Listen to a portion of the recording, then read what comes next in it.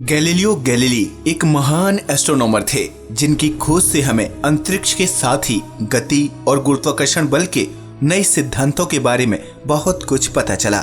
लेकिन कम लोग ही जानते हैं कि वो एक कुशल मैथमेटिशियन, फिजिसिस्ट और फिलोसोफर भी थे जिन्होंने यूरोप की वैज्ञानिक क्रांति में एक महत्वपूर्ण भूमिका निभाई।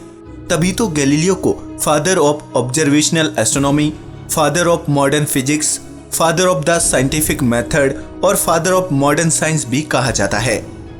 गैलीलियो की शिक्षा। गैलीलियो गैलीली का जन्म इटली के पीसा शहर में 15 फरवरी 1564 को हुआ।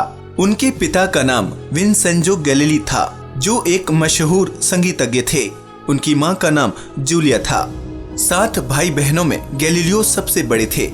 उन्होंने अपनी प्रारंभिक शिक्षा फ्लोरेंस शहर से पूरी की। परिवार की जिम्मेदारी। 1581 में उन्होंने मेडिकल साइंस में प्रवेश लेकर अपनी पढ़ाई जारी रखी, लेकिन उनकी रुचि मेडिकल साइंस में नहीं बल्कि वैज्ञानिक आविष्कार में ज्यादा थी। 1591 में गैलीलियो के पिता का देहांत हो गया, जिससे उनकी आर्थिक स्थिति खराब हो गई। बड़े होने के नाते माँ और भाई बहनों की जिम्मेदारी गैलीलियो पर आ गई। आर्थिक तंगी में गैलीलियो का अपनी बहनों की शादी के लिए दहेज के पैसे जमा कर पाना बहुत मुश्किल था। आपको बता दें कि इटली में उस समय दहेज की कुप्रथा बहुत प्रचलित थी। अपनी परिवार के पालन पोषण के लिए गैलीलियो ने ट्यूशन देने के साथ ही कपड़े और मैथमेटिकल डिवाइस की दुकान खोली, जिससे उनकी आर्थिक स्थिति में थोड़ा बहुत सुधार हुआ। इन पारिवारिक जिम्मेदारियों के साथ ही गैलीलियो ने अपनी स्टडी और टीचिंग को जारी रखा। पीसा की मीनार से परीक्षण।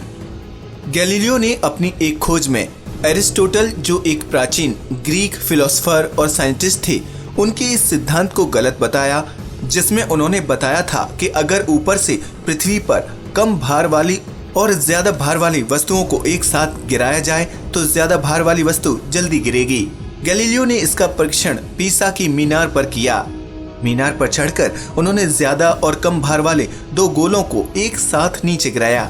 आपको बता दें कि इस ऐतिहासिक प्रयोग को देखने के लिए आम जनता के साथ कई धार्मिक नेता, वैज्ञानिक, अध्यापक और बुद्धिजीवी भी आए थे। लोगों ने देखा कि दोनों गोले अलग अलग भार के होने के बावजूद एक साथ नीचे गिरे।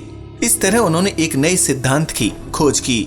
एरिस्टोटल के सिद्धांत को गलत साबित करने पर लोगों ने उनकी तारीफ करने के बजाय उनकी आलोचना शुरू कर दी। लोगों ने घमंडी और बुजुर्गों की निंदा करने वाला एक बेकार आदमी बताने लगे। इसके बावजूद भी गैलीलियो ने अपने आविष्कार और खोज को जारी रखा। टेलीस्कोप का आविष्कार। भले ही गैलीलियो से पहले हेंस लिप्रेस ने दूरबीन का आविष्कार कर लिया था, लेकिन वो कुछ दूरी तक देखने के काम आती थी। इसके बाद गैलीलियो ने 4 अप्रैल 1597 में एक ऐसी दूरबीन बनाई जो 32 गुना ज्यादा दूर तक देख सकती थी।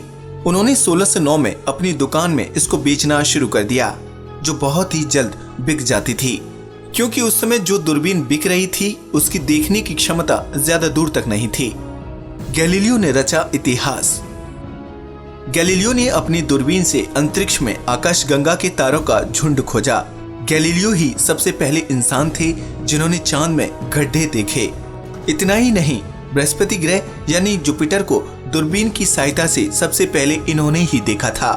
7 जनवरी 1610 में गैलीलियो ने बृहस्पति के 4 चंद्रमाओं की खोज भी की, जिन्हें गैलीलियन चंद्रमा भी कहते हैं। इनके नाम आइयो, गैनीमेड, कैलिस्टो और यूरोपा हैं। गैलीलियो ने ही ये बताया कि ये चारों चंद्रमा बृहस्पति के चक्कर लगाते हैं। शनि ग्रह के चारों ओर रिंग्स की खोज भी गैलीलियो ने ही की थी। भले ही 1611 में दूरबीन के आविष्कार के लिए गैलीलियो को सम्मानित किया गया, लेकिन कई लोग उनकी दूरबीन संबंधी आविष्कारों की आलोचना करते थे। गैलीलियो एक आधुनिक आर्किमिडीज।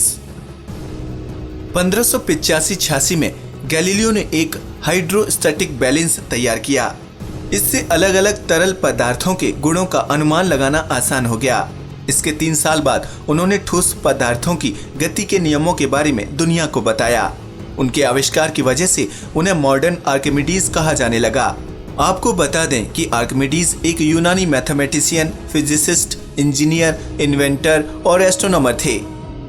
धर्म विरोधी थे गैलीलियो। 1632 में गैलीलियो ने अपनी एक रिसर्च में बाइबल में लिखी इस बात को गलत बताया कि सूर्य घूमता है और पृथ्वी स्थिर है।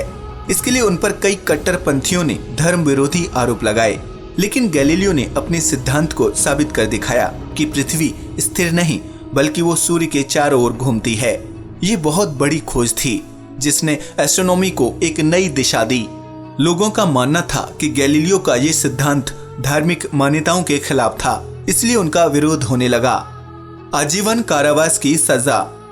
एक चर्च ने गैलीलियो को आदेश दिया कि वो अपने सिद्धांत को गलत बताएं और सबके सामने माफी मांगें। तब गैलीलियो ने दबाव में आकर ऐसा ही किया, लेकिन फिर भी उन्हें जेल भेज दिया गया। उन्होंने अपने जीवन का आखिरी समय भी जेल में बिताया। वहां उनकी आंखों की रोशनी चली गई। 8 जनवरी 1642 को गैलीलियो की जेल में ही मौत हो गई। इस तरह एक महान वैज्ञानिक ने दुनिया को अलविदा कहा। आज के लिए बस इतना ही। वीडियो अच्छा लगा हो तो प्लीज इसे लाइक और शेयर करें, साथ ही चैनल को सब्सक्राइब भी करें। आप देख रहे थे हिस्ट्री टीवी इंडिया और मैं हूं शिवराम सिंह। नमस्कार दोस्तों।